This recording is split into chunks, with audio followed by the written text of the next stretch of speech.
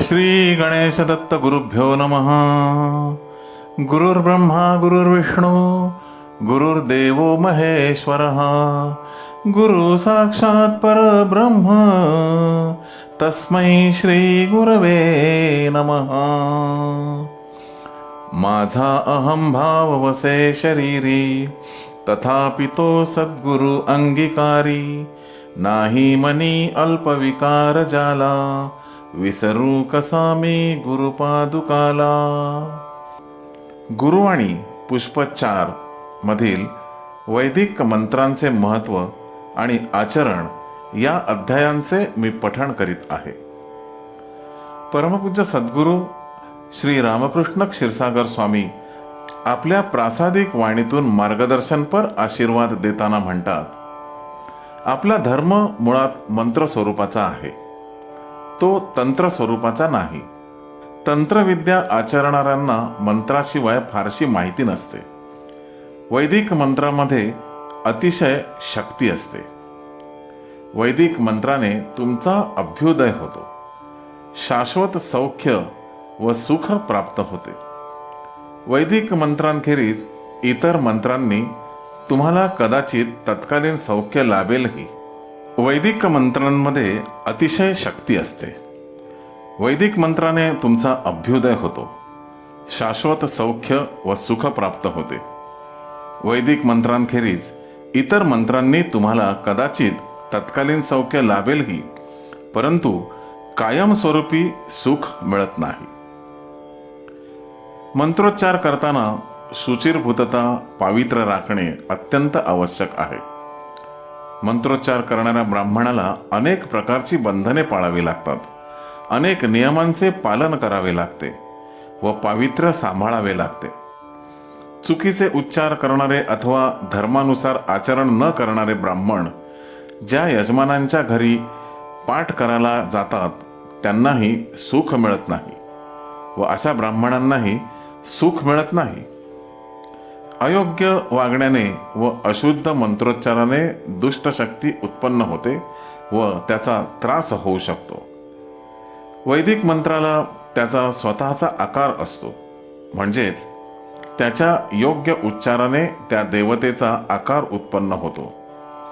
आपल्याकडे ठिकठिकाणी होम हवन पूजा अर्चा होत असतात, त्यामुळे अग्निसेवा होते. अग्निसेवा करताना जो मंत्रोच्चार होतो त्याद्वारे आकार निर्माण होतो. संहिता व्यवस्थित म्हणताच तिथल्या तिथे देवता आकार घेतात. म्हणूनच तर आपल्याला स्वयंभू देवस्थाने पाहायला मिळतात. जमिनीतून स्वयंभू मूर्ती आपोआप वर का येते हे शोधणारी संशोधक वृत्तीची माणसं मात्र सध्याच्या काळात राहिलेली नाहीत. मंत्रांमध्ये पुलिंगी, स्त्रीलिंगी, नपुसकलिंगी असे प्रकार आहेत. तसेच बीजमंत्र, मालामंत्र व मूलमंत्र अशा जाती आहेत.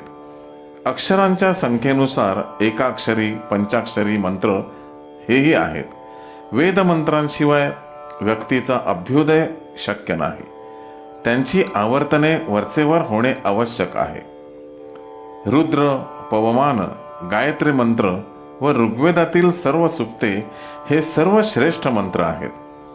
आपल्या आश्रमात श्रीयंत्रावर लक्ष कुंकुमार्जन केले जाते, म्हणजेच तो मंत्र लक्ष वेळा म्हटला जातो.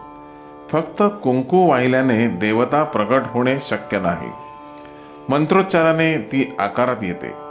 चुकीचे उच्चार झाल्यास जी देवता आकार घेईल ती अपूर्ण स्वरूपात असेल.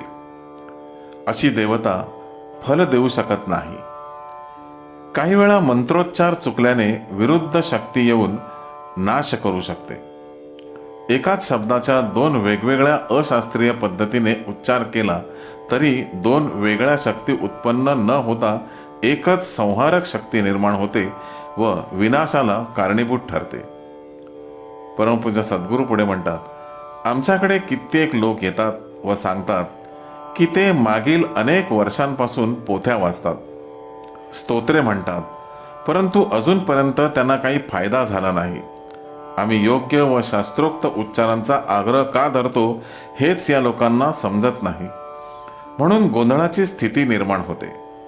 गुरुचरित्राला सुद्धा वेदा इतकेच महत्त्व आहे. त्यात काही संस्कृत श्लोक आहेत. त्यांचे उच्चार इतके अवघड आहेत की संस्कृत जाणणाऱ्या ब्राह्मणांनाही ते गुरूंकडून शिकावे लागतात. योग्य उच्चाराने वैदिक मंत्रातून माणसांचा अभ्युदय व्हायलाच पाहिजे. श्री गुरुदेव दत्त. गुरुवाणी पुष्प 4 मधील आचरण. हिंदू धर्मामध्ये आचाराला फार महत्त्व दिलेले आहे. आचार, विचार व उच्चार हे सर्व एक दुसऱ्यावर अवलंबून आहेत. माणसाचे विचार जसे असतात त्याप्रमाणे त्याचे वागणे असते. या विश्वामध्ये सुष्ट शक्ती व दुष्ट शक्ती दोन्ही वास करून आहेत. दोन्हीचा संघर्ष नेहमीच चालू असतो. सुष्ट शक्ती ही विधायक शक्ती आहे व दुष्ट शक्ती ही विनाशक शक्ती आहे. मनुष्य वाईट कृत्य करण्यास फार लवकर प्रवृत्त होतो, कारण त्यात तात्काळ फायदा दिसत असतो. मनुष्याचा एकदा तोल गेला म्हणजे दुष्ट शक्ती त्या मनुष्याचा ताबा घेते. त्याची सारासार विचार करण्याची क्षमता कमी होते. दुष्ट शक्तीने ताबा घेतल्यावर त्याला योग्य निर्णय घेता येत नाही. या लोकांच्या जीवनात, व्यवहारात प्रगती होत नाही. त्यांना योग्य वेळी निर्णय घेता येत नाही. त्यांच्या खाण्यापिण्यात ताळमेळ राहत नाही व निषिद्ध खाणे आवडते. त्यामुळे त्यांचा विकार बळावतो. दुष्टशक्तीपासून नेहमी लांब राहण्यासाठी किंवा त्यापासून कायमची मुक्ती मिळवण्यासाठी सतत ईश्वर स्मरण हा अत्यंत प्रभावी उपाय आहे. सतत नामस्मरणाने एक प्रकारच्या विधायक शक्ती लहरी निर्माण होऊन दुष्ट शक्तींची पकड कमी कमी होत जाते. मनुष्याच्या मनामध्ये चांगले विचार येऊ लागतात. चांगले विचार स्थिरावण्यासाठी चांगल्या आचरणाची आवश्यकता आहे. आचरण म्हणजे केवळ चांगलं वागणं नव्हे, तर मनातले विचार देखील शुद्ध व सात्विक असणं हे होय. प्रत्येकाने आत्मनिरीक्षण करावे. प्रत्येकाला स्वतःचे दोष लक्षात येतात व मान्यही होतात. या दोषांमधून मुक्त होण्याचा सातत्याने विचार केला गेला पाहिजे व त्याप्रमाणे प्रयत्नाला लागले पाहिजे. चांगले आचार आणि विचार हे नेहमीच संस्काराधिष्ठित असतात. चांगल्या आचारांपासून दूर नेणारे कार्यक्रम पाहू नयेत. पुस्तकांचे वाचन करताना धार्मिक पुस्तकांचे वाचन करणे केव्हाही चांगले. जर मित्रांपैकी कोणी देवांविरुद्ध बोलत असेल तर आपण ऐकून घेऊ नये. तारतम्याने विचार करून योग्य मित्र निवडावेत व त्यांना जवळ करावे. नेहमी चांगल्या विचारांच्या मित्रांच्या संगतीत राहावे, म्हणजे वाईट गोष्टी ऐकण्याचा प्रसंगच येणार नाही. एक नियम लक्षात ठेवावा. प्रवृत्तीतून निवृत्ती येत असते. कुणीही व्यक्ती चिरकाल तरुण राहू शकत नाही. ती काही दिवसांनी वृद्ध होणारच.